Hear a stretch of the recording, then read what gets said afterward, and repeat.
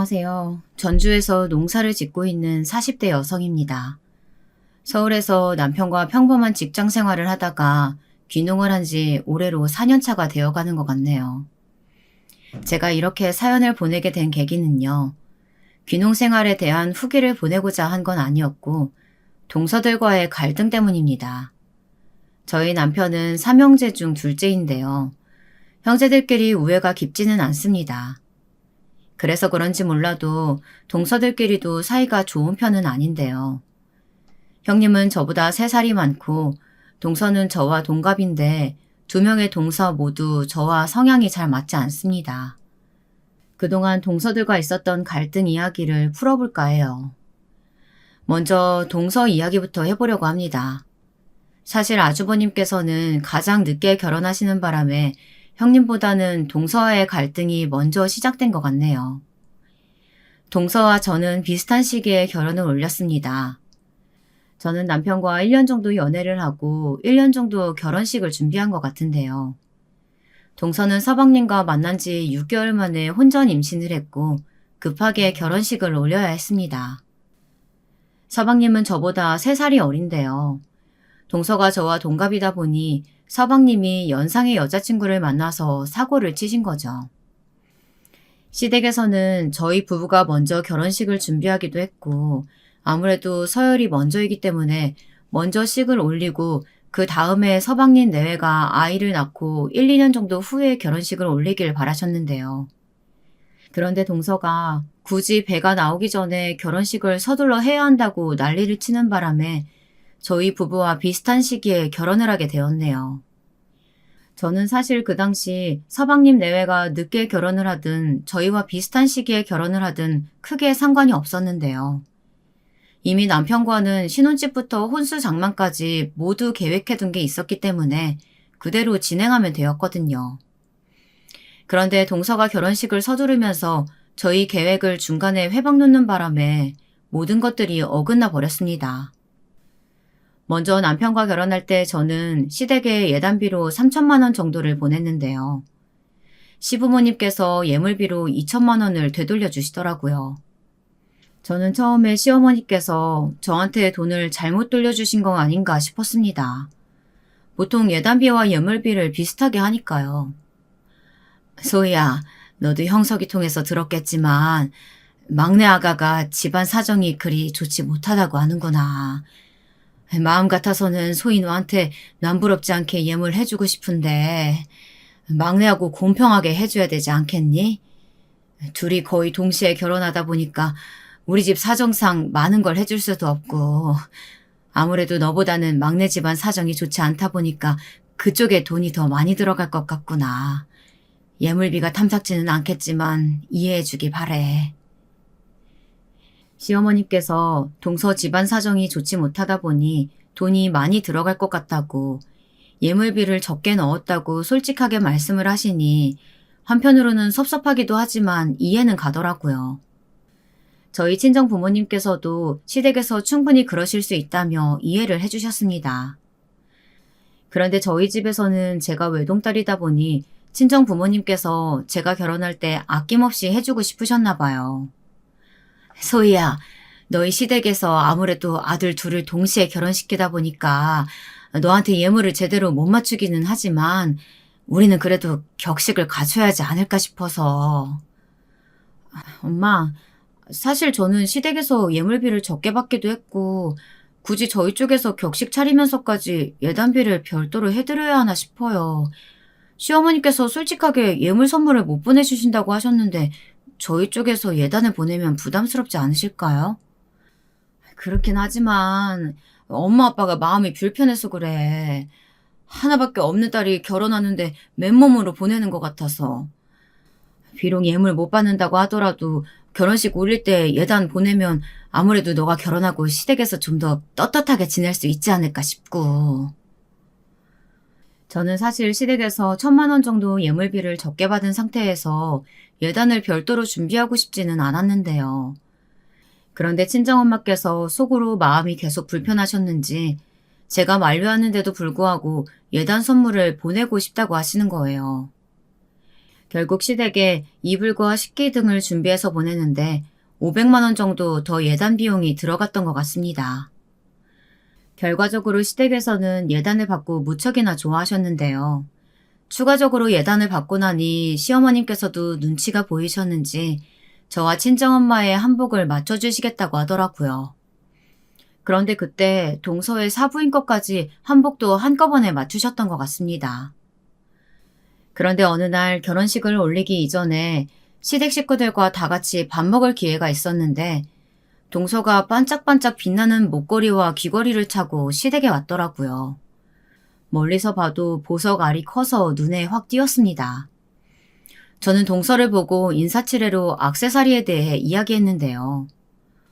어머 동서, 목걸이랑 귀걸이가 정말 예쁘다. 오랜만에 봐서 그런가 블랭블랭한 액세서리에서 그런지 몰라도 더 예뻐진 것 같네. 어머 형님, 이거 어머니께서 예물로 사주신 거예요. 너무 예쁘죠? 제가 임신하고 입덧이 심하다 보니까 밥도 잘 못 챙겨 먹고 안쓰럽다면서 시어머니께서 힘내라고 주신 액세서리인데 너무 마음에 드는 거 있죠? 저는 동서의 말을 듣고 경악을 금치 못했는데요. 시어머니께서 분명히 며느리들은 공평하게 똑같이 예물을 해줘야 한다고 말씀을 주셨는데 저한테는 아무런 선물을 사주시지 않았거든요. 심지어 저는 예단비와 더불어 예단 선물까지 드렸고 동서는 집안 사정이 좋지 않다는 이유만으로 아무런 예단을 하지 않은 걸로 알고 있었습니다. 동서 말에 저뿐만 아니라 옆에 있던 시어머님께서도 적잖게 당황하셨는데요. 아무래도 동서한테 액세서리 선물 받은 건 말하지 말라고 했던 것 같은데 동서가 저한테 솔직하게 털어놓고 나니 많이 민망하셨는지 헛기침을 몇 번 하시더라고요. 저는 어떻게 된 상황인지 몰라서 시어머님만 뚫어져라 쳐다보고 있었습니다. 예, 소희야. 오해하지 마라. 막내한테 선물한 건 예물이라기보다는 우리 집안의 첫 손주 임신해서 고맙다고 사주는 선물이었어. 나중에 소희 너도 임신하면 똑같이 귀걸이랑 목걸이 사줄 테니까 섭섭해하지 말아라. 시어머니께서는 동서의 임신 선물로 액세서리를 사줬다고 말씀하셨지만 사실 결혼 전에 사준 선물이기도 하고 의미상 예물에 가까웠는데 저한테는 아무런 선물도 사주시지 않는다는 게 굉장히 섭섭하더라고요. 아무래도 제 표정이 계속 좋지 않다 보니 시어머님께서는 눈치를 보며 연이어 말씀하셨습니다. 아이고, 오해하지 말라니까. 이거 정말 예물로 사준 거 아니야. 그리고 소희 너는 귀걸이니 목걸이니 매번 만날 때마다 바뀌다 보니까 집에 많은가 싶어가지고 이번에 막내 거 사면서 같이 사려다가 말았지. 나중에 임신하면 꼭 사줄 테니까 굳은 표정 좀 풀어. 차라리 아무 말씀도 하시지 마시지. 시어머님께서 저는 액세서리가 많은 것 같아서 안 사줬다고 하시니까 할 말이 없더라고요. 사실 제가 액세서리가 개인적으로 많은 거랑 시어머님께서 따로 액세서리를 선물해 주시는 거랑 무슨 상관이 있나요? 마음이 제일 중요한 건데. 동서는 임신했다는 이유만으로 예단을 해오지 않았는데도 저와 차별하는 것 같아서 기분이 나빴습니다. 네, 어머니. 그런데 속상하기는 하네요. 저희 친정엄마께서 격식을 차려야 한다고 굳이 말씀 주셔서 이불, 식기, 그리고 어머님 밍크코트까지 예단 선물로 보냈는데 저는 액세서리는 둘째치고 아무런 선물도 못 받았으니 말이에요. 솔직히 어머님께 섭섭하네요. 저는 원래 솔직한 성격이기도 하고 그때 그 자리에서는 기분 나쁜 걸 차마 숨길 수가 없어서 그대로 시어머님께 섭섭하다고 말씀드렸습니다. 그런데 그때 동서가 가만히 있으면 중간이라도 갈 텐데 시어머님과 대화를 나누는데 끼어들어서 제 속을 뒤집어 놓더라고요. 형님, 제가 비록 예단은 돈으로 준비하지 못했지만 임신을 했잖아요. 이 집안의 대를 이을 첫 손주를 임신한 건데 돈으로 가치를 매길 수가 있나요? 임신이 최고의 예단 선물이죠. 어머님, 아버님께서도 아들이 셋인데 여태까지 얼마나 손주를 기다리셨겠어요. 손꼽아 기다린 손주가 태어나는데 저한테 액세서리 선물해 주실 수도 있는 거죠. 그거 가지고 뱀댕이 소갈딱지처럼 삐지지 마세요. 이런 상황이면 누구나 다 저처럼 시어머님께 섭섭할 수 있는 거 아닌가요? 동서가 저를 한순간 밴댕이 소갈딱지로 속 좁은 사람으로 만들어버리니 화가 나더라고요. 동서 말이 너무 어이가 없어서 잠시 할 말을 잃은 사이에 시어머니께서 갑자기 주제를 바꿔 결혼식 이야기를 하셨습니다. 그래, 소희야. 막내 말처럼 너무 삐지지 마. 그리고 생각해보니까 너네 결혼식 날짜가 한 달 반 정도밖에 차이가 안 나던데 그러지 말고 너랑 형석이가 예약한 결혼식장에서 막내 내랑 같이 함께 결혼식 올리는 건 어떻겠니? 시어머님께서 서방님 내외와의 동반 결혼식 이야기를 하시는데 정말 기겁을 했습니다. 이미 저희 부부 결혼식에 맞춰서 식장 크기부터 하객 수까지 고려해서 모두 예약을 완료했는데 동반 결혼식을 올리게 되면 예약을 취소하고 처음부터 다시 해야 했으니까요. 어머님, 그건 어려울 것 같아요. 처음부터 서방님 내외랑 같이 함께 결혼식 올리는 걸로 이야기가 오간 것도 아니고 이미 식장이 예약되어 있는 걸 취소하게 되면 위약금을 물어야 해서요. 저희 부모님께서도 저희만 결혼식 올리는 걸로 친척분들 초대하셨을 텐데 저희 집 입장을 봐서라도 그것만큼은 원래대로 진행하는 것으로 이해해 주셨으면 좋겠어요. 저는 굳이 위약금을 물면서까지 동반 결혼식을 올리고 싶지 않아 시어머님께 싫다고 말씀드렸는데요. 동반 결혼식에 대한 의견은 동서가 처음 이야기를 꺼낸 것인지 시어머님의 말에 덧붙여 동서가 저를 설득하더군요. 형님, 저희랑 같이 결혼식 올리면 돈도 반으로 나눠서 지불하고 얼마나 좋아요. 그러지 마시고 함께 결혼식 올리는 게 어떠세요? 알고 보니 동서가 애초에 예약했던 결혼식장은 아무래도 예산이 모자르다 보니 낡고 허름한 곳이었는데요. 저희 부부가 생긴 지 얼마 안 된 깨끗하고 예쁜 예식장에서 결혼식을 올린다고 하니 부러웠는지 동서가 시어머님을 꼬드겨 저한테 동반 결혼식을 올릴 수 있도록 사전에 이야기를 해놓은 거였더라고요. 차라리 솔직하게 털어놓았다면 생각이라도 해봤을 텐데 시어머님을 중간에 앞세워서 저한테 이야기한 동서가 얄밉고 싫었습니다. 막내 얘가 가만 보면 알뜰살뜰하지 뭐니. 결혼식 2번 올리게 되면 쓸데없이 돈 많이 쓴다면서 자기네들은 상관없으니까 형님들하고 함께 결혼식 올려도 좋다고 하더라. 너랑 동갑인데 어찌나 생각이 깊던지 차마 나도 생각하지 못했던 부분을 먼저 이야기해 주더라. 동반 결혼식을 하고자 제안한 게 뭐가 그리 생각이 깊은 건지 전혀 공감할 수가 없었는데요. 시어머님께서는 동서가 하는 말이면 뭐든지 긍정적으로 받아들이시고 뭘 하든 다 예뻐 보이시는 것 같더라고요.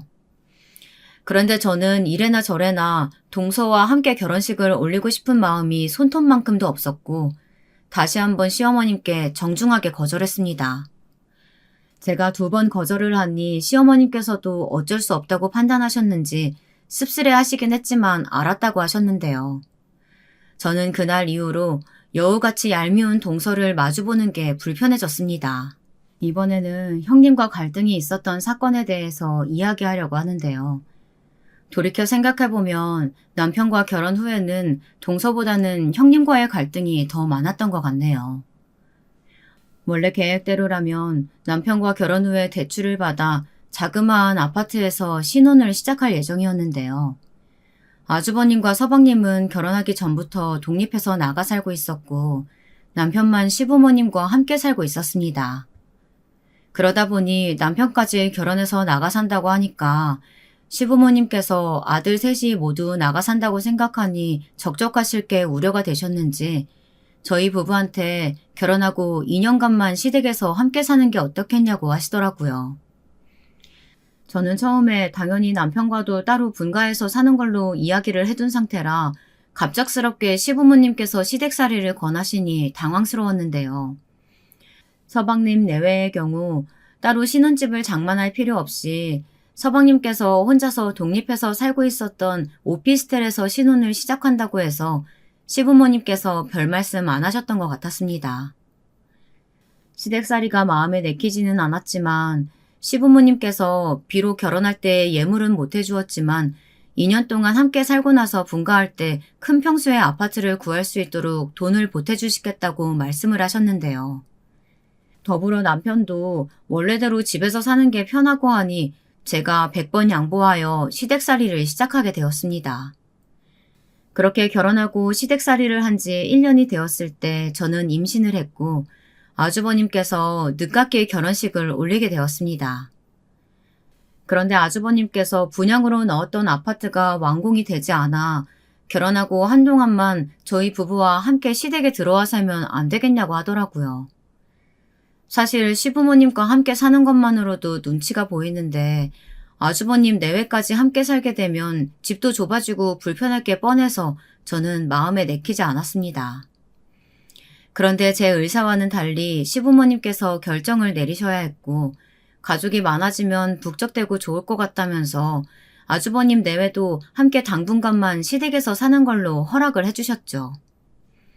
그렇게 저는 벼랑간 형님과 함께 살게 되었는데요. 그 당시 제가 임신 중이었기 때문에 시어머님께서 형님에게 미리 말씀을 해주시더라고요. 큰애야, 아무래도 둘째가 임신한 몸이다 보니 움직이는 게 불편할 테니까 네가 많이 도와줘야 한다. 그래야 나중에 네가 임신했을 때 둘째가 많이 도와줄 테니까 동서지간끼리 사이좋게 잘 지내야 한다. 시어머님께서는 동사지간끼리 사이좋게 지내야 한다면서 형님에게 임신한 저를 잘 도와주라고 신신당부해 주셨는데요. 그 자리에서 형님은 알았다면서 대답만 잘하고 그 이후에 행동을 다르게 보여주었습니다. 시부모님께서 보통 아침을 빨리 드시는 편이었기 때문에 새벽 6시쯤 일어나서 아침 식사 준비를 했는데요. 형님이 아침잠이 많다며 아침 식사는 저한테 모두 일임하고 심지어 본인은 밥이 아니라 토스트에 커피를 마신다면서 저한테 빵을 구워달라고 요청하더라고요. 어느새 아침마다 시부모님께서 드실 밥과 함께 형님이 먹을 빵까지 굽고 있는데 제가 왜 형님한테까지 시집살이를 당하고 있어야 하나 싶었습니다. 그리고 형님은 좋게 말하면 털털하고 나쁘게 말하면 더러웠는데요. 저는 냄새에 굉장히 민감한 편이었고 주변이 더러운 걸 잘 지켜보지 못하는 성격이었습니다. 시댁에 들어오고 나서부터는 제가 아무래도 며느리이다 보니까 집안 청소를 맡아서 하게 되었는데 평상시처럼 청소를 하려는데 아주버님 내외가 머무는 방만 빼놓고 청소하기가 좀 그렇더라고요. 그래서 청소한 김에 아주버님네 방도 함께 청소를 하는데 방바닥에 휴지 조각이 굴러다니는 건 기본이고 베개 밑에 면봉이 들어가 있거나 입고 난 양말이 뒤집혀져서 방 한 구석에 놓여져 있었습니다. 그리고 무엇보다 방 청소를 하는데 침대 속에서 쓰고 버린 콘돔이 나오더라고요. 그걸 보는데 오바이트가 나오는 줄 알았습니다. 형님은 제가 방 청소를 직접 하는 걸 뻔히 알고 있었는데요. 그걸 알면서도 부부관계를 하고 난 흔적을 침대에 남기고 청소를 일체 하지 않으니 미칠 노릇이었습니다. 그 외에도 화장실 청소를 하는데 형님이 생리대를 그대로 펼쳐놓고 휴지통에 버리는 바람에 피범벅이 되어서 더럽기도 하고 피비린내가 나서 혼났습니다. 제가 유난인지는 모르겠지만 어려서부터 피를 보거나 피비린내를 맡으면 오바이트를 하는 경향이 있었거든요. 함께 사용하는 화장실을 매너 없이 더럽게 사용하는 형님과 도저히 함께 살 수 없을 것 같았습니다. 이런저런 상황에 대해서 남편에게 털어놓았는데요. 남편도 형님의 생활 습관이 더럽다면서 학을 떼더라고요. 우리 가족이라 흉보기가 좀 그렇긴 하지만 형수님이 잘 씻지도 않아서 매일같이 머리가 항상 떡져 있는 거 보면 정말 더럽긴 하더라. 그리고 소파 거실에서 어린아이처럼 과자 먹으면서 다 흘리는데 아유, 내 동생 같았으면 머리 한 대 쥐어받고 싶었다고 몇 번이나 생각했다니까. 남편도 저처럼 형님의 행동이 더럽다고 생각을 했고 저를 도와 집안일을 일체 하지 않는 게 화가 났는지 형님에게 이야기하더라고요.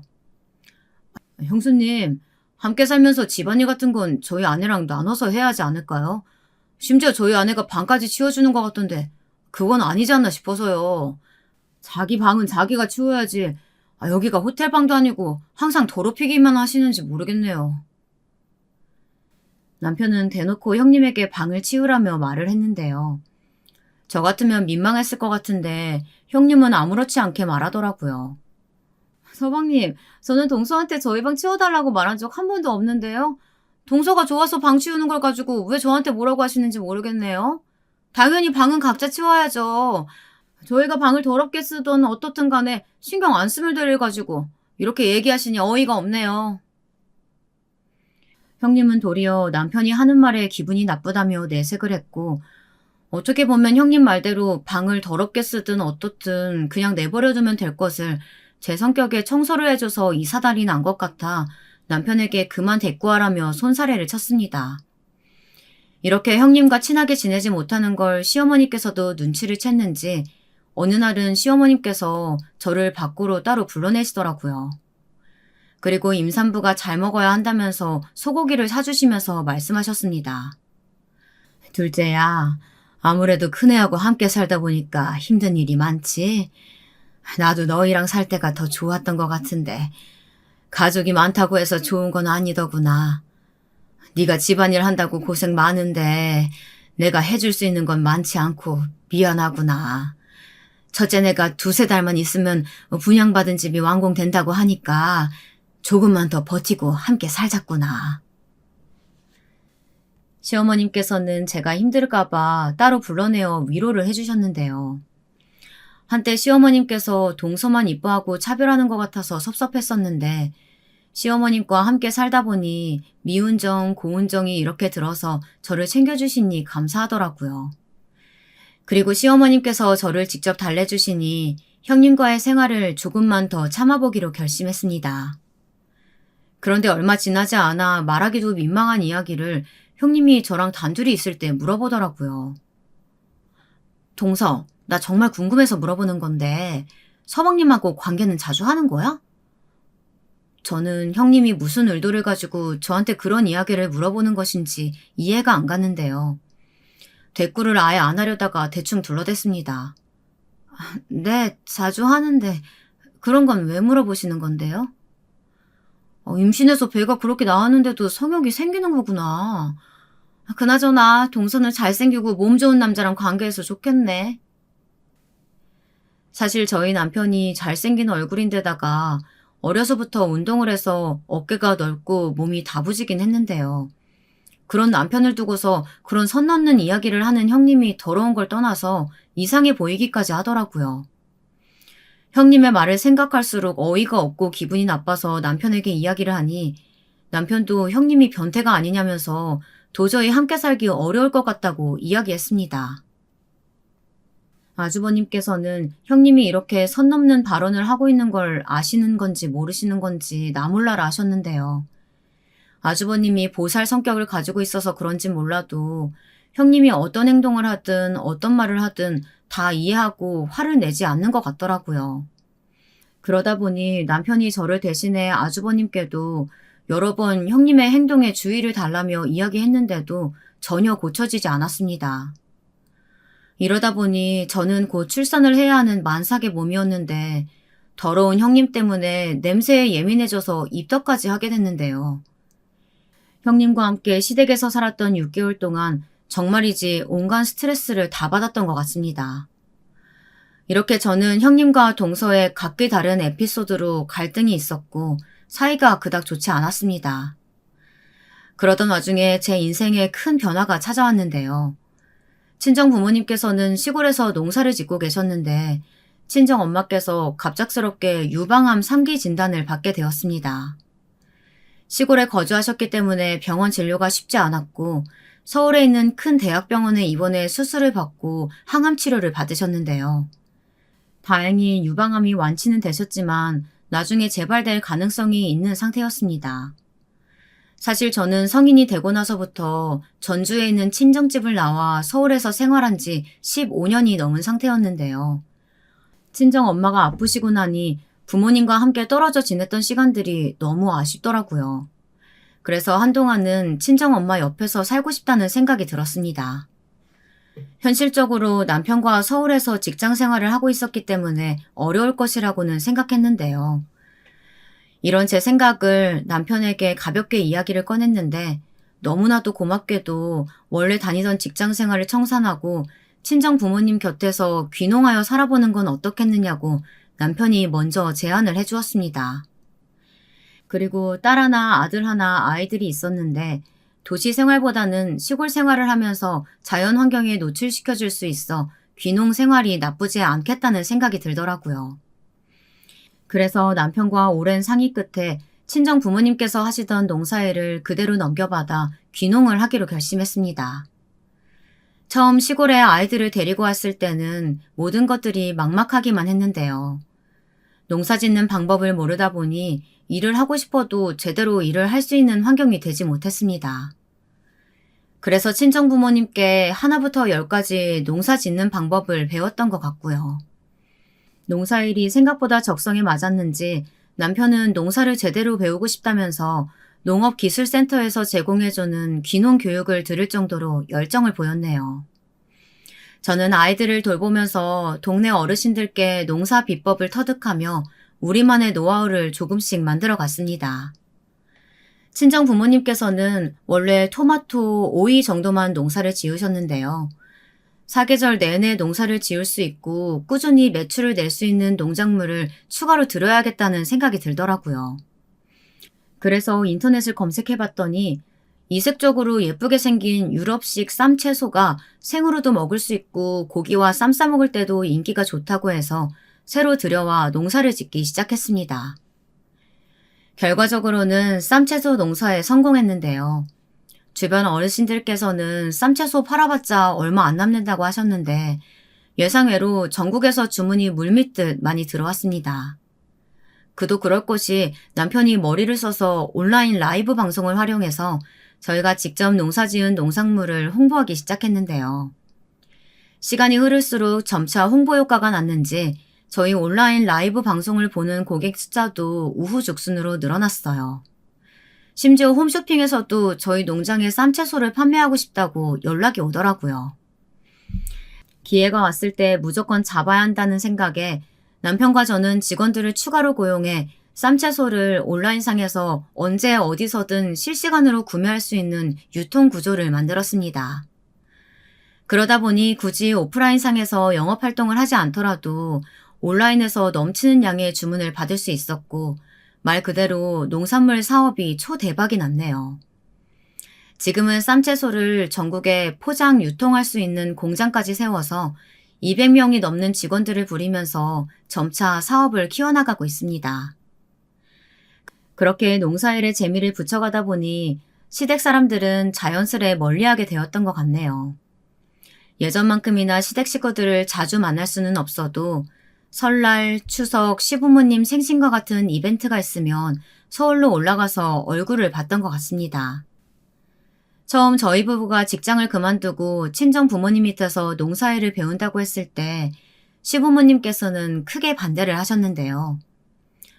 요즘 젊은 사람들 취업 안 되다 보니까 시골 내려가서 농사 짓는다고들 하던데 그게 왜 하필 우리 아들이어야만 하는 거냐고. 형석이가 번듯한 직장이 없는 것도 아니고 회사에서 잘 나가고 있는데 소희 네가 친정 부모님 옆에서 살고 싶어서 우리 아들 꼬드겨낸 거 아니냐? 어머님, 제가 설마하니 귀농을 하자고 오빠를 꼬드겨냈겠어요? 오빠가 직장 생활이 무료하기도 하고 제가 친정 부모님과 너무 오랫동안 떨어져 살다 보니 그게 안쓰러워서 먼저 귀농하자고 제안해 준 거예요. 귀농해서 잘 먹고 잘 사는 모습 보여드릴 테니까 너무 걱정하지 마세요. 그런데 제가 어떤 식으로 이야기를 하더라도 시어머님께서는 저희가 분가를 한다는 것 자체만으로 많이 섭섭하셨는지 귀에 잘 안 들어오시는 것 같더라고요. 그때 옆에서 남편이 저를 도와 시부모님께 한마디 거들었습니다. 아버지 어머니, 그동안 적성에 맞지 않는 직장 생활하면서 스트레스만 받아서요. 항상 저만의 사업을 하고 싶다는 생각이 들었었는데 장인 장모님께서 연로하시기도 하고 저희가 농사일을 전담해서 진행해보려고 해요. TV에서 젊은 청년들이 귀농해서 부자 되는 이야기 들어보셨죠? 저희도 열심히 해서 부자 될 테니까 지켜봐 주세요. 남편의 확신에 찬 모습을 보니 시부모님께서도 고집을 꺾을 수 없겠다 생각이 드셨는지 마지못해 알겠다고 하시더라고요. 그런데 옆에 있던 형님과 동서가 귀농을 한다고 하니까 비웃으면서 이야기하더군요. 동서, 시골 내려가면 이제 경운기 타고 다니는 거야? 시골 어르신들 정말 부지런하잖아. 뭐 저녁 일찍 잠들어서 아침 일찍 일어나고 아주 부지런한 생활 하겠네, 그래? 그런데 농사일 해봤자 몇 푼 못 벌 텐데 애들 키우면서 잘 생활할 수 있겠어? 애들이 도시 생활에 익숙해서 그런 곳 가면 놀 것도 없고 많이 심심해할 텐데 말이야. 저희 살림살이까지 걱정해 주시고 감사드려요. 돈 버는 거야 저희가 알아서 할 거고 아이들도 도시에서만 살다가 시골에서 살면 자연환경에도 자연스레 노출되고 더욱 좋죠. 도시에 있으면서 경험하지 못할 것들을 시골에 내려와서 살면 마음껏 경험할 수 있으니까 얼마나 좋아요. 형님, 시골 내려가시면 자주 못 뵈서 어떡해요? 그나저나 안 그래도 피부 까무잡잡한데 시골 내려가서 농사 지으면 얼굴 더 까맣게 돼서 까마귀 되시겠어요. 제가 형님 피부 타지 않도록 선크림 좀 넉넉하게 챙겨드려야겠네. 동서는 별 걱정을 다 한다. 내 피부는 내가 알아서 챙길 테니까 동서 얼굴에나 선크림 잔뜩 바르고 다녀. 동서 얼굴도 피부 하얀 편은 아니라서 신경 잘 써야 할 것 같은데 괜히 나까지 신경 써주지 말고 동서 코가 석자인 것 같으니까 잘 챙겨. 형님과 동서는 번갈아 가면서 제가 시골에 내려간다고 하자 걱정하는 척을 했는데요. 은근 시골 사람이 된다는 것을 우습게 보는 것 같아서 기분이 나빴습니다. 아무래도 저희 가족이 시부모님과 함께 살다 보니 아주버님, 서방님 내외를 자주 만날 일이 많았는데요. 이제는 시골에 살아서 얼굴을 자주 맞이하지 않게 되니 참 좋더라고요. 그런데 최근 시어머님 생신이 다가와 시댁 식구들을 만날 기회가 생겼습니다. 하필 시어머님 생신 날짜가 한참 농작물을 수확할 때라서 바쁠 때더라고요. 그래서 저희 가족은 차를 끌고 가지 않고 KTX를 타고 빠르게 오가려고 했는데요. 시어머님 생신이라서 어떻게 생신 파티를 준비할지 의논하려고 형님이 저한테 오랜만에 전화를 걸었더라고요. 동서, 시골에서 잘 지내고 있어? 도통 연락을 안 하고 지내니까 어떻게 지내는지도 모르겠네. 내가 명색이 손윗 사람인데 이렇게 먼저 전화 걸어야 되겠어? 동서 농사 짓느라 바쁠 테니까 이번만 그냥 넘어가 줄게. 앞으로는 동서가 먼저 연락해서 안부도 묻고 좀 그래봐. 네, 형님. 말씀 주신 것처럼 제가 농사 짓는 사람이라서 핸드폰 연락을 잘 못 받아서요. 앞으로는 종종 먼저 연락드릴 수 있도록 할게요. 그런데 어쩐 일로 전화하신 거예요? 이것 봐라. 내가 이럴 줄 알고 직접 전화한 거야. 곧 어머님 생신이시잖아. 막내 동서하고는 이야기 나누긴 했는데 어머님께서 한식을 좋아하시니까 이번에는 고급스러운 한정식 좀 예약해서 다 같이 식사하려고 하는데 어때? 올 때 뭐 타고 올 거야? 경운기 타고 오면 시간 꽤 한참 걸릴 텐데 그 전날에 출발해야겠네. 형님은 시골에 사는 사람이면 무조건 경운기를 타는 줄 알고 있는지 예전에도 저한테 경운기 타고 다니냐면서 놀리더니 이번에도 전주에서 서울까지 경운기 타고 올 거냐면서 비웃더라고요. 어린애도 아니고 본인 나름대로는 재미있으라고 이야기한 거겠지만 저는 하나도 웃기지 않고 기분만 상했습니다. 형님, 저희 경운기를 가끔 타기는 하지만 그걸 타고 어떻게 서울까지 갈 수 있겠어요. 이번에는 KTX 타고 다 같이 이동하려고 해요. 안 그래도 어머님 생신 다가오고 있어서 형님께 전화한 거 보고 그것 때문에 연락하셨구나 싶었네요. 한정식집 좋죠. 저희야 어디든 상관없으니까 다른 시댁 식구들 편하신 대로 예약하시면 될 것 같아요. 그럼 동서가 한정식집 좀 검색해서 예약해줘. 그거 부탁하려고 전화한 거야. 농사일로 바쁘더라도 그 정도는 해줄 수 있지? 지난해에는 막내 동서가 식당 예약했으니까 이번에는 동서가 하는 게 좋을 것 같아서. 형님은 결혼할 때부터 직장을 그만둬서 아무런 일도 하지 않는 백수였는데요. 친정집이 돈이 많아서 결혼하고 나서도 친정 부모님께 용돈을 타서 생활하고 있는 것 같았습니다. 물론 아주버님께서 직장 생활을 하고 있기는 했지만 형님이 씀씀이가 크다 보니 아주버님 월급으로는 감당하기 어려운 것 같아 보이더라고요. 아주버님이 경기도에 분양이 되어서 그 집으로 들어가는 것으로 예정이 되어 있었는데요. 거주 지역이 경기도라는 것이 마음에 안 들었는지 저희와 함께 시댁에서 머물다가 친정 부모님의 도움을 받아 강남으로 이사를 갔었습니다. 본인은 아무런 일도 안 하면서 부모님 덕에 강남에 살면서 허세만 잔뜩 부리더라고요. 사실 형님은 동서들 중에서 가장 시간적으로 여유가 많았는데요. 굳이 집안 서열을 따져서 시댁 행사가 있으면 막내 동서나 저한테 일을 시키고 본인은 손 하나 까딱하지 않더라고요. 이번에도 제가 농사일로 한참 바쁘다는 걸 알면서도 저한테 식당을 예약하라고 하니 기분이 언짢았습니다. 그래도 형님이니 어쩔 수 있나요? 시키는 대로 제가 예약을 하는 수밖에요.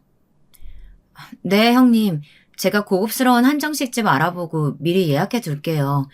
그럼 어머님 생신날에 식당에서 바로 만나면 되겠네요. 죄송하지만 제가 농사일로 좀 바빠서요. 지금 한참 농작물 수확할 때라 이만 전화 끊을게요. 저는 형님과 길게 통화를 하기 싫어서 농사일이 바쁘다는 핑계로 전화를 끊어버렸습니다. 그런데 잠시 후에 동서에게서 연이어 전화가 오더라고요.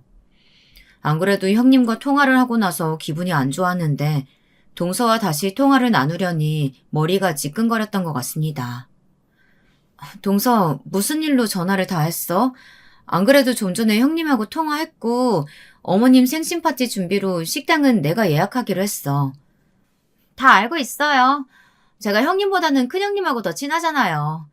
형님, 그나저나 경운기 타고 서울로 올라오신다면서요? 그 얘기 듣고 깜짝 놀라서 연락드려봤어요. 날도 더운데 거리도 있고 어떻게 경운기 타고 오신다는 건지 농담인 거죠?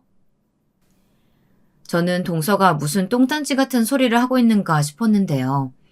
형님한테 분명히 KTX를 타고 간다고 말해두었는데 둘이서 어떤 대화를 나눴는지 이상한 소리를 해대더라고요. 그리고 아무리 시골 생활을 하지 않아서 잘 모른다고 하더라도 경운기 속도가 얼마나 느린데 서울까지 타고 갈 수 있다고 생각을 했을까요? 동서, 큰형님한테는 무슨 이야기를 어떻게 들었는지 몰라도 우리는 이번에 KTX 타고 갈 거니까 그렇게 알아도. 그것 때문에 전화한 거라면 바빠서 끊을게. 형님, 왜 이렇게 급하게 전화를 끊으세요? 식당 예약하는 것 때문에 연락드린 거예요.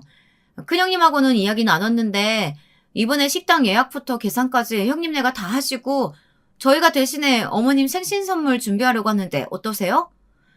큰형님께서 이 얘기도 하려고 했는데 형님께서 농사일 때문에 바쁘다고 전화를 끊으셨다고 하더라고요.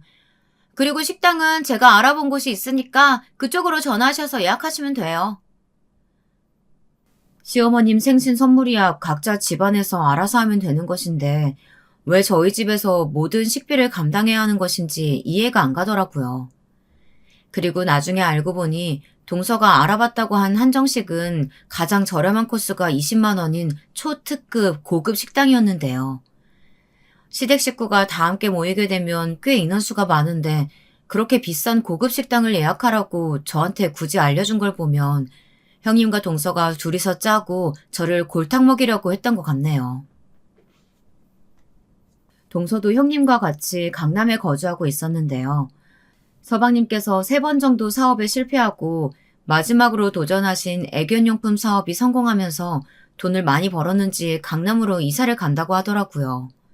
시어머님께 듣기로는 늦게 배운 도둑이 날 새는 줄 모른다고 동서 집안 형편이 좋지 않다 보니 알뜰하게 살아왔던 습관이 있어서 결혼하고 나서도 돈을 절약하는 것처럼 보였는데 서방님이 사업 성공으로 돈을 많이 벌다 보니 형님처럼 돈을 펑펑 쓰고 다닌다고 하더라고요. 그리고 강남으로 이사를 갈 정도는 아닌데 월세를 내면서까지 강남으로 이사를 갔다고 합니다. 원래부터 동서가 형님과 성향이 비슷했는데요. 동서가 형님에 이어 강남으로 이사를 가고 나니 급격하게 친해진 것 같았습니다. 둘이서 짝짝꿍이 잘 맞았는지 시어머님 생신 파티를 계기로 저를 골탕 먹인 것 같았습니다. 동서, 생신 선물이야 각자 집안에서 성의껏 하면 되는 거고 식비는 그동안 그래왔듯이 서로 나눠서 내면 되지 않을까 싶은데 이런 얘기는 동서들끼리 셋이서 이야기 나누고 의논해야 하는데 큰형님하고 둘이서만 이야기하고 나한테 통보하는 것 같아서 기분이 나쁘네. 형님이 농사일로 바쁘시다고 전화도 잘 안 받으시니까 이렇게 된 거죠.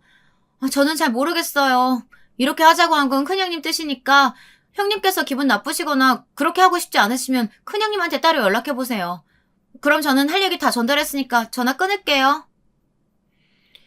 동서는 본인 할 말만 홀라당하고 전화를 끊어버렸고 저는 기분이 너무 나빠서 핸드폰을 손에 들고 한동안 멍을 때리고 있었습니다. 형님한테 다시 전화를 걸어 따질까 싶다가 이런저런 시덥지 않은 잔소리만 해댈 것 같아서 말았습니다. 그리고 이왕 이렇게 된 거 그동안 저희 집이 시골에서 산다고 무시했던 형님과 동서한테 본때를 보여줘야겠다 싶더라고요. 사실 저희 집에는 차가 2대가 있었는데요. 하나는 편하게 막 타고 다니는 국산차였고 다른 하나는 5억짜리 외제차였습니다. 지난해 연매출이 200억을 달성하면서 사업이 초고속으로 성장하고 있어 그 기념으로 외제차를 한 대 뽑았습니다. 제 평생 5억짜리 외제차를 타볼 수 있을 거라고는 상상조차 못했었는데요. 어르신들은 시골에서 무슨 비싼 외제차를 끌고 다니냐고 하시지만 저와 남편은 비싼 외제차를 타면서 더욱 사업을 열심히 해야겠다는 동기부여가 솟구치더라고요. 사실 서울까지 외제차를 끌고 가면 시댁 식구들한테 괜히 허세를 부리는 것 같아서 KTX를 타려고 했던 건데요. 형님과 동서의 코를 납작하게 해주기 위해서라도 경운기가 아닌 외제차를 끌고 가기로 마음먹었습니다.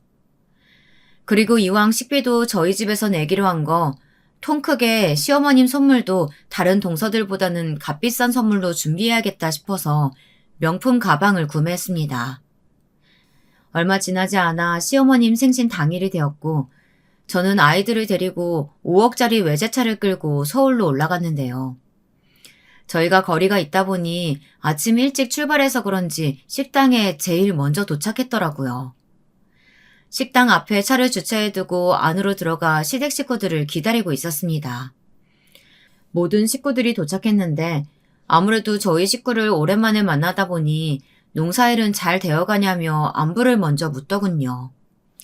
소희야, 아유 우리 둘째 정말 오랜만에 보는구나.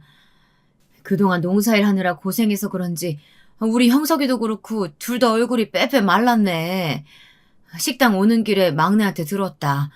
오늘 내 생일이라고 이렇게 비싼 식당으로 직접 예약했다고 하던데 고맙구나. 고맙기는요. 당연히 해야 할 일을 한 건데요. 어머니 생신인데 이 정도는 해드려야죠.